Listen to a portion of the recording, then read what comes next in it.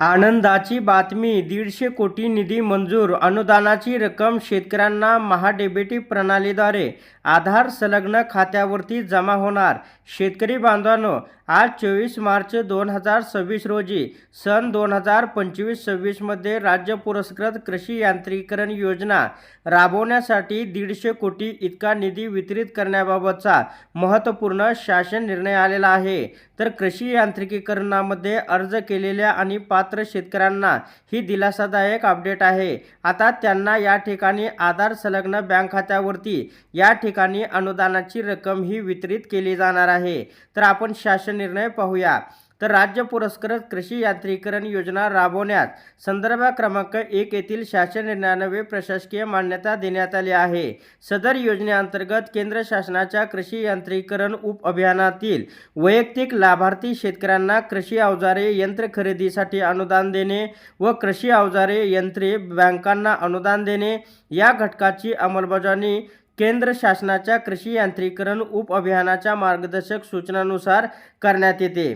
तर 2025-26 साठी 400 कोटी निधी हा मंजूर करण्यात आलेला आहे। तर या ठिकाणी आपण स्क्रीनवरती पाहू शकता, या योजनेकरता आर्थिक वर्ष 2025-26 करता आत्तापर्यंत एकूण 250 कोटी इतका निधी हा वितरित करण्यात आलेला आहे। आणि या ठिकाणी 2025-26 या आर्थिक वर्षाकरता अर्थसंकल्पीय तरतुदीपैकी उर्वरित 150 कोटी इतका निधी कृषी आयुक्तालयास उपलब्ध करून देण्यास शासनास विनंती केल्याने या ठिकाणी 150 कोटीला मान्यता देण्यात आलेली आहे। तर शासन निर्णय असा आहे की 2025-26 या वर्षात राज्य पुरस्कृत कृषी यांत्रिकीकरण योजनेची अंमलबजावणी करण्याकरता 150 कोटी इतका निधी आयुक्त कृषी कार्यालयास अर्थसंकल्पीय अंदाज वाटप व संनियंत्रण प्रणाली BIMSवर वितरित करण्यास या ठिकाणी मंजुरी दिलेली आहे। तर याच्यामध्ये काय आहे, पीक संवर्धन आहे, कृषी अभियांत्रिकी आहे, राज्य पुरस्कृत कृषी यांत्रिकीकरण योजना कार्यक्रम आहे, अर्थसहाय्य आहे। आता ही रक्कम कशा प्रकारे वितरित केली ती सुद्धा आपण या व्हिडिओच्या माध्यमातून पुढे पाहणार आहोत।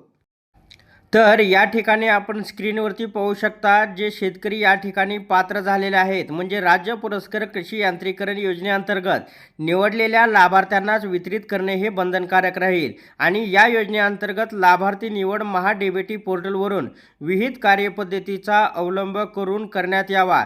तसेच अनुदानाची रक्कम लाभार्थ्यांना महाडीबीटी प्रणालीद्वारे आधार संलग्न बँक खात्यावर सार्वजनिक वित्तीय व्यवस्थापन प्रणालीद्वारे जमा करण्यात यावे असे या GR मध्ये स्पष्ट सांगण्यात आलेलं आहे। तर अशा प्रकारे शेतकऱ्यांसाठी अत्यंत महत्त्वाचे अपडेट होती।